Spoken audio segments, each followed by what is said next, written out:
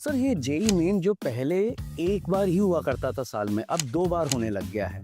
तो ये बदलाव क्या अच्छा है? काफ़ी बच्चे एग्ज़ाम वाले दिन जो हैं वो नर्वस हो जाते हैं राइट। और वो कुछ गलतियां कर बैठते हैं। बहुत अच्छे अच्छे बच्चे जो टॉपर्स होते हैं, पहला एग्ज़ाम अगर कहीं पे कुछ प्लस माइनस होता है तो वो उसकी रिकवरी सेकंड एग्ज़ाम में कर लेता है, क्योंकि दोनों एग्ज़ाम में जो हायर स्कोर होता है उसी को एनटीए कंसिडर करता है उसकी रैंकिंग के लिए।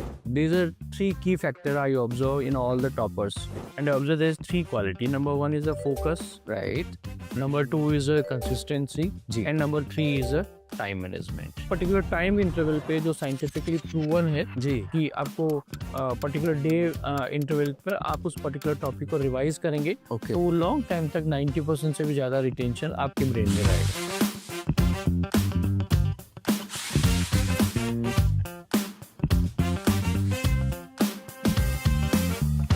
नमस्कार and hello dear students and parents, स्वागत है आपका जेई मंथन में, एक नई पॉडकास्ट सीरीज जहां हम करेंगे गहरी चर्चा जेई मेन और एडवांस के हर पहलू पर। यहां मिलेगा आपको insights on preparation strategies, common challenges, student journeys और लेटेस्ट ट्रेंड्स जो बनाते हैं जेई को इंडिया का टफेस्ट एग्जाम। हर एपिसोड में हम आपको देंगे वो पर्सपेक्टिव जो आपके प्रिपरेशन को बनाएगा और ज्यादा फोकस्ड और रिजल्ट ओरिएंटेड। तो जुड़िएगा हमसे और चलिए शुरू करते हैं सफलता का ये मंथन। So today we are joined by a very special guest, someone who has not only shaped the academic vision for thousands of JEE aspirants across India, but has also personally mentored and guided students who went on to secure top ranks in the country. As the National Academic Director of Akash JEE. So please join me in welcoming Ajay Kumar Sharma sir, a mentor to multiple JEE AIR1s and an academic visionary at Akash.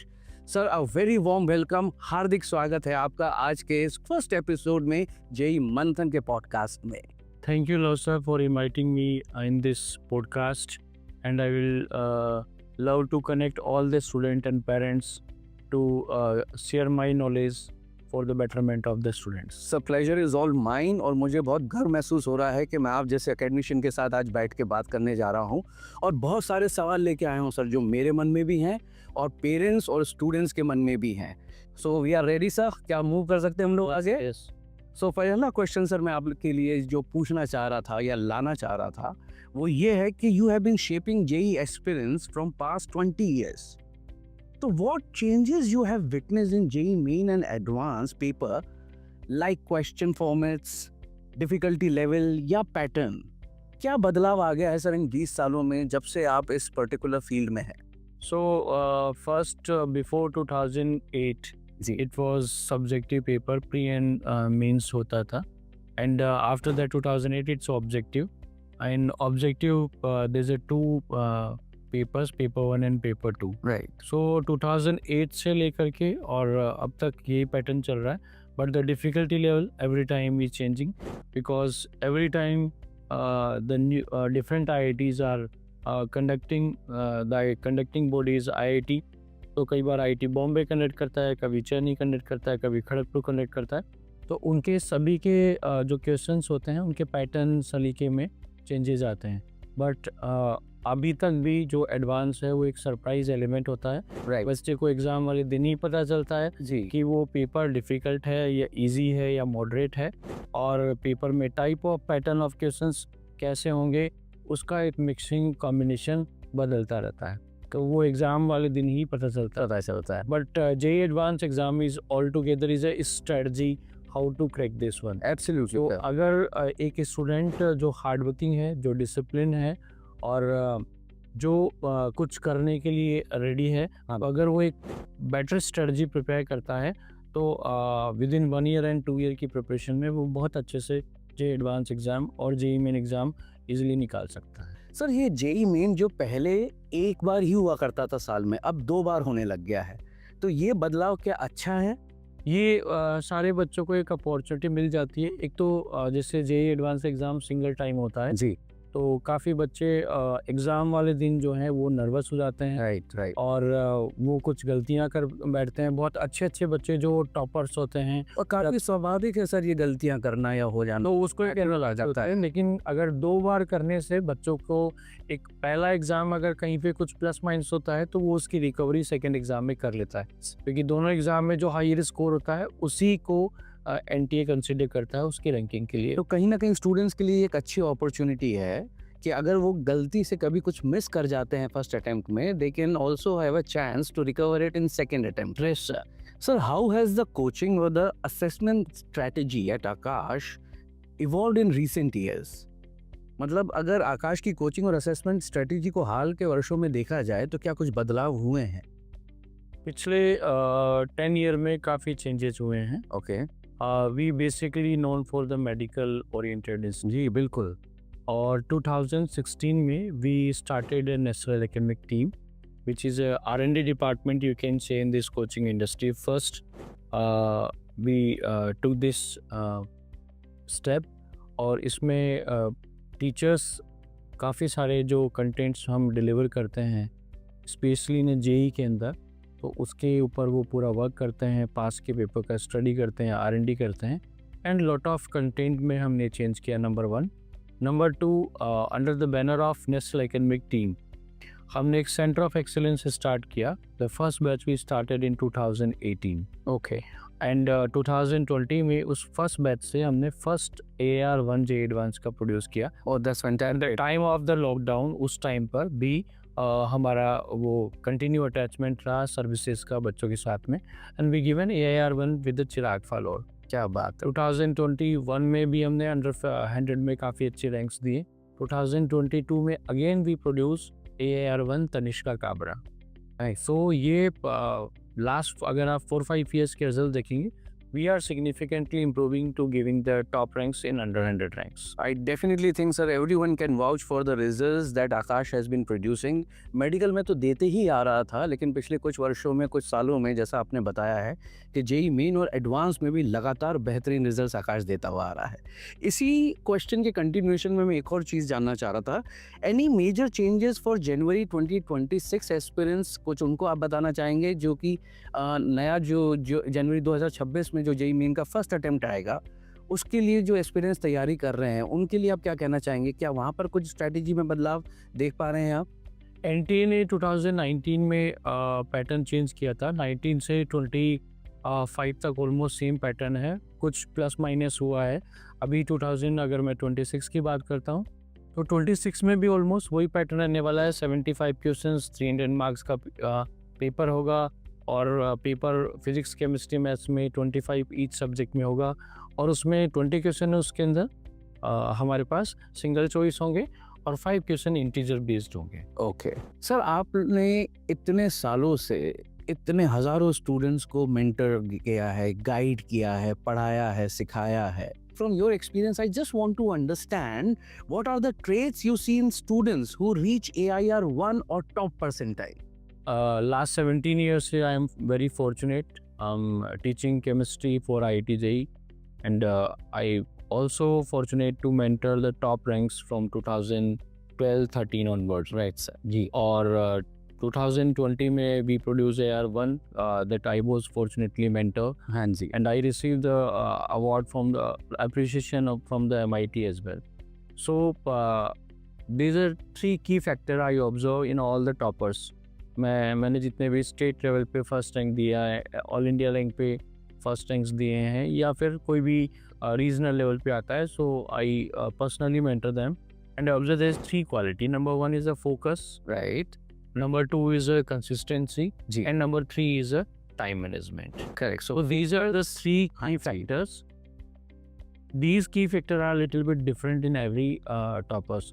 Those are focused, means उनका एक particular set target होता है कि इस month, इस week, इस day में मेरे को ये फिनिश करना है। बिल्कुल। सो और सब्जेक्ट पे या फिर पर्टिकुलर टॉपिक पे या पर्टिकुलर एग्ज़ाम पे उनका स्ट्रेटजी होता है। So they keep the focus on a particular one, उसकी जो भी स्ट्रेटजी होती है। Correct.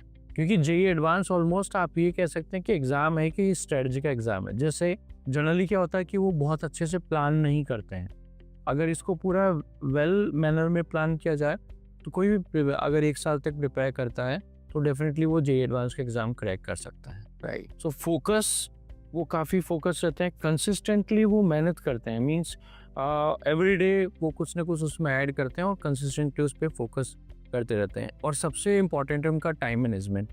I observe in Tanishka Kabra, Chirag Falor, अगर वो मोबाइल डिवाइसेस यूज़ भी करते हैं तो वो भी एक लिमिटेड चीज़ के लिए, अपने नॉलेज के लिए वो यूज़ करते हैं।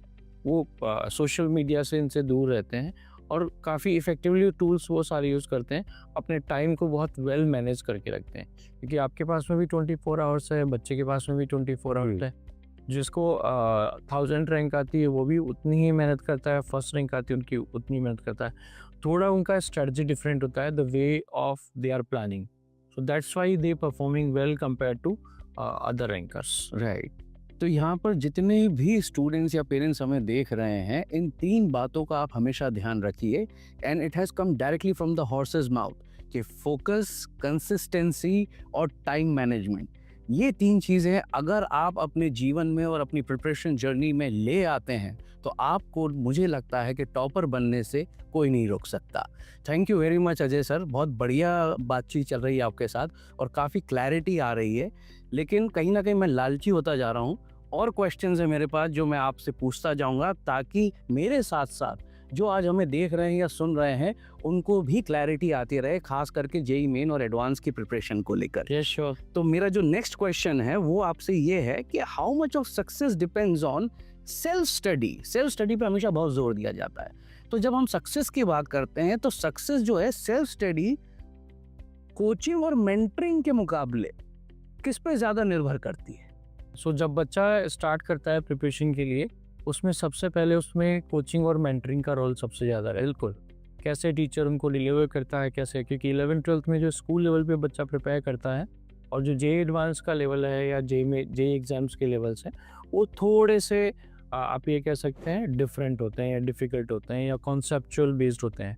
स्कूल बोर्ड एग्ज़ाम जो है वो हम एक सेट पैटर्न होता है, उसके ऊपर हम प्रिपेयर करते हैं। इसलिए सेट पैटर्न नहीं होता बट कॉन्सेप्ट्स आर सेम।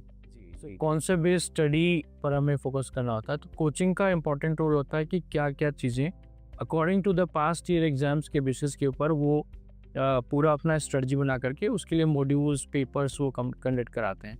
अब सेल्फ स्टडी का रोल यहाँ पे आता है, what ever you learn from the classrooms, आपने डेली बेसिस के ऊपर जो रिसीव किया उसको आप घर जा करके कितना रिवाइज करते हैं, कितना टाइमली रिवाइज करते हैं। जनरली बच्चों में क्या होता है कि बच्चा क्लास में पढ़ता है और घर जा करके वो रिवाइज नहीं करता एक पर्टिकुलर टाइम इंटरवल के बाद में, तो वो उसके माइंड से चीज़ें निकलने लग जाती है।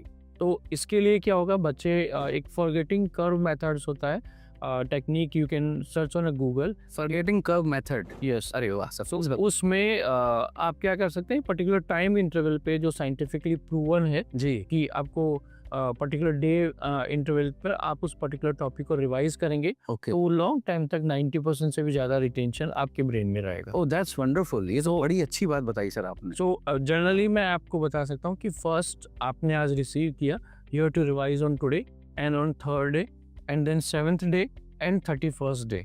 अगर आप इन 4 इंटरवल में एक पर्टिकुलर टॉपिक को, जैसे सपोज आपने आज पूरा 1.5 घंटे का लेक्चर अटेंड किया, वो घर जा करके उसको रिवाइज करने में 30 मिनट का टाइम लगता है।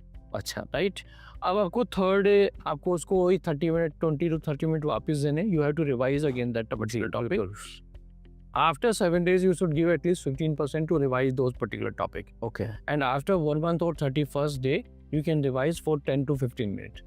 If you revise in these 4 cycle, तो ये scientifically proven है कि आपका retention level जो है वो maximum होगा कोई भी content आप स्टडी करते हैं।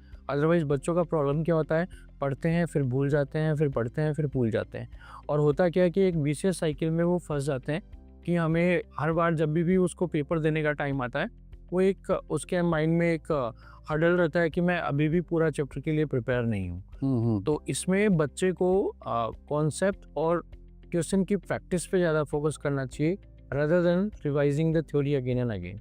क्वेश्चंस अभी लगातार चलते रहेंगे, लेकिन प्लीज मैं बोलता हूँ साथ में पेन और पेपर लेके बैठिए और ये पॉडकास्ट का आनंद भी लेते जाइए। क्वेश्चन मेरा अगला सर आपके, जी सर।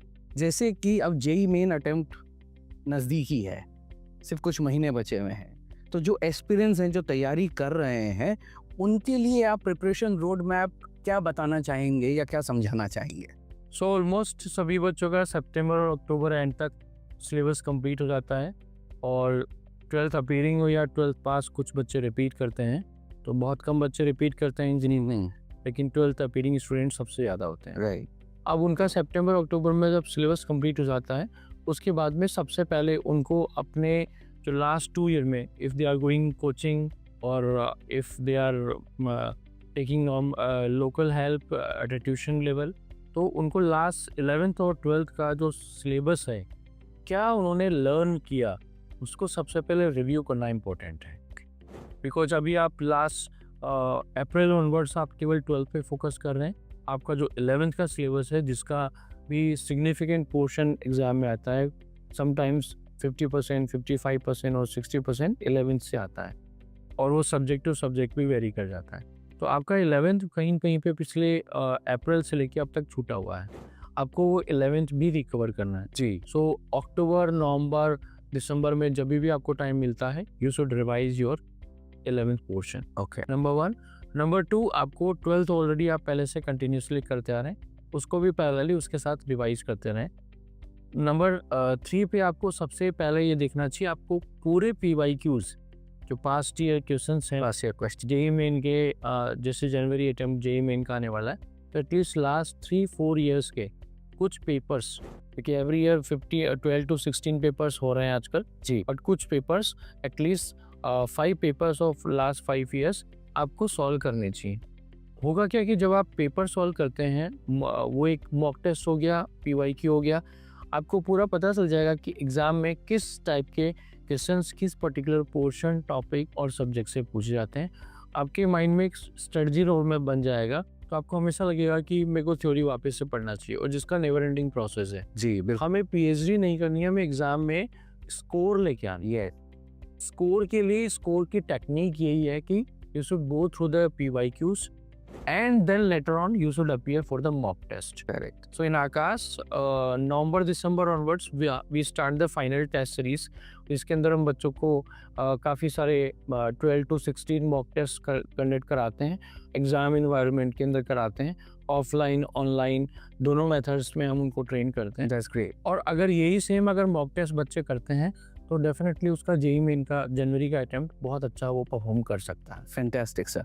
तो यानी कि अगर क्रिकेटिंग भाषा में कहूँ तो ये जो PYQs हैं, प्रीवियस ईयर क्वेश्चंस को सॉल्व करना एक प्रकार की नेट प्रैक्टिस हो गई है, यस, जो कहीं ना कहीं आपको D-Day पर जिस दिन मैच है उस दिन आपको ज़रूर हेल्प करने वाला है। एक सर एक बड़ी मज़ेदार बात है, मतलब ये सवाल पूछने से पहले मैं अपने आप को भी काफ़ी रिलेट कर पा रहा हूँ। जब मैं एग्ज़ाम दिया करता था, चाहे मैं स्कूल में था या कॉलेज में था या मैंने भी कुछ कॉम्पिटिटिव एग्जामिनेशंस दिए हैं, सिली मिस्टेक्स तो मुझसे भी बहुत हुई हैं, और कुछ जब दोस्तों से बात करता तो कॉमन मिस्टेक्स निकल के आती थी और ऐसा लगता था कि सिर्फ मैं अकेला ही नहीं हूँ, बहुत से ऐसे लोग हैं जो कुछ कॉमन मिस्टेक्स कर ही आते हैं, भले ही कितना ध्यान में रखने की कोशिश की जाए। बहुत कम और विरले ही ऐसे इंसान होते होंगे, there hardly and there would be very rarest of the rare cases जहाँ पर ये सिली मिस्टेक्स या कॉमन मिस्टेक्स नहीं होती हों। तो my next question is, what are these common simple mistakes students tend to make in JEE main and advance? ऐसी कौन सी मिस्टेक्स हैं जो आमतौर पर स्टूडेंट कर ही आते हैं या करते रहते हैं? सो देखो, मिस्टेक करने पर ही हम कुछ लर्न करते हैं, हमें पता चलता है जी।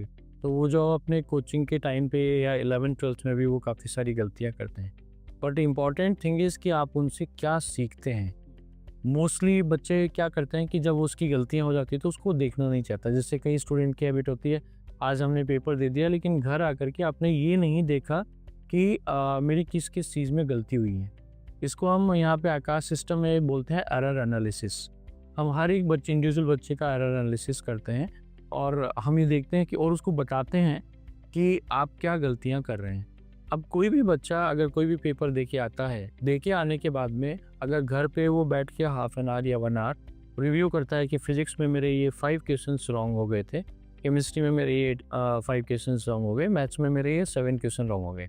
वो 7 क्वेश्चन कौन से टॉपिक के थे, कौन से सब टॉपिक के थे, क्या ये कैलकुलेशन मिस्टेक थी, क्या ये कॉन्सेप्चुअल मिस्टेक थी, उनको रिव्यू करके उन एरर्स को अगर वो किसी जगह रिकॉर्ड करता है या लिख लेता है अपने रजिस्टर में, और एवरी टाइम अगर ये छोटा छोटा इकट्ठा करता जाएगा तो ये कंपाउंडिंग होकर के एंड ऑफ द ईयर जब सिलेबस कंप्लीट भी हो जाता है और एग्ज़ाम नियरेस्ट होती है तो उसके पास में कलेक्शंस ऑफ उसका एरर्स होता है। अब नॉर्मल जो होम एग्ज़ाम्स है या फिर कोचिंग के एग्ज़ाम्स है उनमें एरर होना ठीक है, उससे वो लर्निंग होती है, लेकिन फाइनल एग्ज़ाम में बहुत एरर होना इट्स अ ब्लंडर मिस्टेक। तो उसको अवॉइड करने के लिए अगर वो उन एरर्स को देख करके जाए जब भी वो मॉक टेस्ट की प्रैक्टिस करता है तो अपने पास की जितनी भी एरर्स है, सपोज केमिस्ट्री में 200 एरर इकट्ठी हो रखी है, फिजिक्स में 200 हैं और मैथ्स में 400 एरर है, इन सबको वो एवरी टाइम अगर रिव्यू करके जाएगा तो उसका एवरी टाइम मॉक टेस्ट की परफॉर्मेंस इंप्रूव होती जाएगी।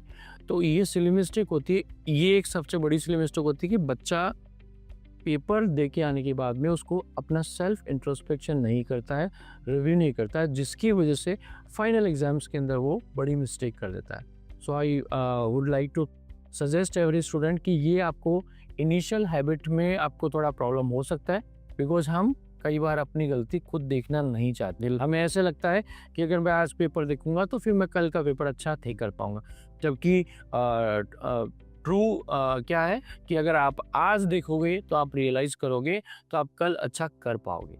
ये बात मैं बिल्कुल मानता हूँ सर, और ये आपने जो साधारण तौर पे बोली जाती है कि 100 पते की बात करी है आपने।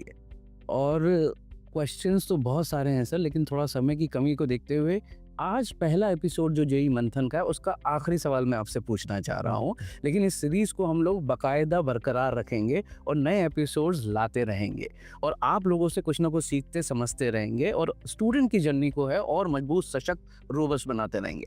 तो जो आखिरी सवाल है मेरा, वो कहीं ना कहीं इस दौड़ को लेके है कि ये जो जेई मेन एडवांस एग्जामिनेशन है सर, ये प्रिपरेशन जर्नी अपने आप में काफ़ी लंबी रहती है। तो ये it is not a 100 metre sprint, ये 100 मीटर फास्ट रेस नहीं है, इट इज़ अ मैराथन। ये अपने आप में एक मैराथन के प्रकार है। तो ऐसे में आकाश अपने छात्रों को लगातार मोटिवेटेड कैसे रखता है, क्योंकि साल दर साल, साल भर, 2 साल की मेहनत होती है, कई 3 साल तक मेहनत करते हैं। तो पूरे इस जर्नी में बच्चों को मोटिवेटेड रखने के लिए आकाश की क्या स्ट्रैटेजी रही है? सो इसमें सबसे पहले पेरेंट्स का बहुत बड़ा रोल रहता है जी। हमारे कास्ट सिस्टम में।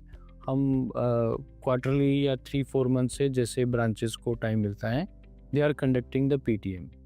तो जब बच्चा जैसे अप्रैल में अपना सेशन स्टार्ट करता है, जून जुलाई में हम पहला पीटीएम कंडक्ट करते हैं, फिर सितंबर अक्टूबर में पीटीएम कंडक्ट करते हैं और फिर दिसंबर में पीटीएम करते हैं। तो 2 या 3 पीटीएम के अंदर पूरा 1 साल का उसका जर्नी निकल जाता है। फिर सेकेंड 12th के सेशन में आता है। तो जो कंडक्टिंग पीटीएम है वो उस बच्चे के क्या अचीवमेंट्स हैं और क्या उसके लूप होल्स हैं और क्या उसके मिस्टेक्स हैं, वो जो पेरेंट्स के साथ डिस्कस होती है, पेरेंट्स भी घर पे उसको ऑब्जर्व करता है। तो ये एक पूरा एक कॉम्बिनेशन बनता है, टीचर, पेरेंट्स और स्टूडेंट। अगर इन तीनों में अंडरस्टैंडिंग मैच कर जाती है तो किसी भी बच्चे का सक्सेस होना लाजमी है। तो यहाँ पर एक तो सबसे पहले ये होता है कि हम जो भी पीटीएम कंडक्ट करते हैं वो बच्चे की पूरी डायग्नोस्टिक उस रिपोर्ट्स उसको पेरेंट्स के साथ में शेयर करते हैं। सेकंड, बच्चे को अलग अलग टाइम पे, जैसे हमारा अलग अलग टाइम पे अलग type of pattern of test होते हैं। जब बच्चा 11th में होते हैं, 11th में तो थोड़ा डिफ़िकल्टी लेवल कम होता है, कुछ हल्के लेवल के इनिशियल पेपर होते हैं जो यूनिट टेस्ट होते हैं। ओके। फिर हम थोड़ा सा, अब जब वो 1-2 महीने पढ़ लेता है तो डिफ़िकल्टी लेवल बढ़ा करके टर्म एग्ज़ाम्स होते हैं जो एडवांस पैटर्न के ऊपर होते हैं। और उसके बाद में 3rd नंबर पे आता है ऑल इंडिया आकाश टेस्ट सीरीज। तो बच्चा अपने आप को देखता है कि मैं ऑल इंडिया में कहाँ स्टैंड करता हूँ। हाँ, तो पहले वो नॉर्मल क्लासरूम्स में अपने आप को स्टैंड करके देखता है, उसमें सिलेबस कम होता है। फिर टर्म एग्जाम में डिफ़िकल्टी लेवल ज़्यादा आता है, एडवांस पैटर्न होता है, 6 घंटे का पेपर होता है, और फिर AITS में ऑल इंडिया लेवल पे वो जज करता है। ये एक बेसिक प्रैक्टिस हम उसको 11th में पूरा कराते हैं। जब वो बच्चा 12th में आता है तो नंबर ऑफ पेपर्स जो प्रैक्टिस हम कराते हैं वो डबल से भी ज़्यादा हो जाते हैं। जितने 11th में वो प्रैक्टिस करता है उससे भी डबल से भी ज़्यादा पेपर वो प्रैक्टिस करता है। और फाइनल में जब जनवरी में जेईई मेन का अटैम्प्ट होता है, उससे पहले नवंबर दिसंबर ऑनवर्ड हम एक फाइनल टेस्ट से स्टार्ट करते हैं। आप ये कह सकते हैं कि जैसे आप मैराथन में जाने से पहले वो कई दिनों से प्रिपेयर कर रहा होता है जी, तो वैसे ही वो फाइनल मैराथन में जाने से पहले हम स्लोली ग्रेजुअली उसको 11th में अडेप्ट कराते हैं कि वो एडजस्ट कर पा रहा है। फिर 12th में जब आता है तो हम उसकी फ्रिक्वेंसी टेस्ट की इंक्रीज़ करते हैं और लास्ट में आते आते उसके टेस्ट की फ्रिक्वेंसी इंक्रीज़ कर देते हैं। फिर जनवरी के अटेम्प्ट के बाद में क्या लर्निंग है, क्या मिस्टेक्स है, वो आइडेंटिफाई करने के बाद में फ़ेब, मार्च, अप्रैल और मई में हम उसको अगेन फिर जे एडवांस के लिए तैयारी कराते हैं। हमारे पास वो 5 मंथ होते हैं, सेम उसकी मिस्टेक्स को आइडेंटिफाई करके उसको वापस ट्रेन करते रहते हैं। तो पूरे 2 साल की जर्नी में कहीं पे भी बच्चों को ऐसा लगता नहीं है कि कुछ हो नहीं रहा है, तो उसको कंटिन्यूअसली कुछ ना कुछ सपोर्ट मिलता रहता है और प्रोग्राम्स उसके ऐड ऑन होते रहते हैं, जिससे उसको पता भी नहीं चलता और वो ऑक्यूपाइड रहता है और मोटिवेटेड भी रहता है। ये तो बहुत अच्छा लगा जान करके सर, कि ताकि हर स्टेज पे स्टूडेंट के लिए कुछ ना कुछ हमारी तरफ से स्ट्रैटेजी या प्लानिंग तैयार रहती है, जिससे कि बच्चा मोटिवेटेड भी रहे, उसको एक सेल्फ इंट्रोस्पेक्शन का भी समय मिलता रहे, एनालिसिस भी उसको टाइम टू टाइम मिलता रहे, जिससे कि वो अपनी पूरी जर्नी के दौरान मोटिवेटेड रहेगा और समझता रहेगा कि वो कहाँ स्टैंड करता है। और आकाश के मेंटर्स उसका साथ पूरी जर्नी में बहुत अच्छे से हमेशा से देते आ रहे हैं और आगे भी देते रहेंगे। बैच जब कमेंसमेंट होता है जी उससे पहले हर ब्रांच के ऊपर ओरिएंटेशन सेशंस होते हैं। हाँ, उस ओरिएंटेशन सेशन में ये पूरा डिटेल हम पेरेंट्स को बताते हैं। अच्छा, और अगर पेरेंट्स केवल ओरिएंटेशन सेशन में ही वो सारी चीज़ें जो स्टेप्स हैं वो पूरा फॉलो करते हैं, they student can perform better. But इसमें सबसे इम्पोर्टेंट मेरा रिक्वेस्ट है to all the parents and students कि इसमें पेरेंट्स का बहुत बड़ा रोल होता है। पेरेंट्स चाहे वो सब्जेक्ट बैकग्राउंड से हो या नहीं हो, आपको केवल इतना ही करना है कि जो बच्चा वो पढ़ रहा है क्या वो प्रॉपर्ली समझ रहा है। आप टाइम टू टाइम टीचर से कनेक्ट करें कि मेरे बच्चे का कैसा चल रहा है, थोड़ा सा उसमें अपनी जिज्ञासा से पूछने की कोशिश करो, क्या ये इम्प्रूव कैसे करेगा, उसके सब्जेक्ट में मार्क्स कैसे आ रहे हैं, क्योंकि सिलेबस बहुत वास्ट है और इसको टीचर को बहुत टाइम लगता है इसको कंप्लीट कराने। तो यानी कि अगर मैं आपकी बात को सम अप कर सकूं सर, तो इस प्रिपरेशन जर्नी में अगर हमें सक्सेस पानी है तो एक ट्रायंगल है जहां पर पेरेंट्स, स्टूडेंट्स और मेंटर आपस में जुड़े हैं और तीनों का इन्वॉल्वमेंट अपनी अपनी स्टेज पे, अपनी अपनी जगह पर बहुत ज़्यादा ज़रूरी है। यस सर मज़ा आ गया आज आपसे बात करके। मेरा बिल्कुल भी मन नहीं कर रहा है कि मैं आज इस एपिसोड को यहाँ ख़त्म करूँ, लेकिन जैसा कहा कि समय की कमी है और अब मानेंगे इतना मज़ा आ गया कि ये कॉफ़ी यहाँ पड़े पड़े ठंडी हो गई। मैं चाह रहा था कि आपके साथ कॉफ़ी भी पीता जाऊँ और बात भी करता जाऊँ, लेकिन क्वेश्चंस और जवाब का जो ये सिलसिला रहा उसने वाकई मुझे आज बहुत कुछ सीखने को कहीं ना कहीं बताया है या सिखाया है। Thank you very much Ajay sir for gracing this podcast, और आपके आने से इस पॉडकास्ट में 4 चांद लग गए हैं एंड वी विश कि आप लगातार हमारे साथ बने रहें और खूब अच्छा बच्चों को सिखाते रहें। We hope today's discussion will help you to take that one extra step closer to your IIT dream. This is Love Growers signing off and wishing you all the very best for JEE Main 2026. Take care.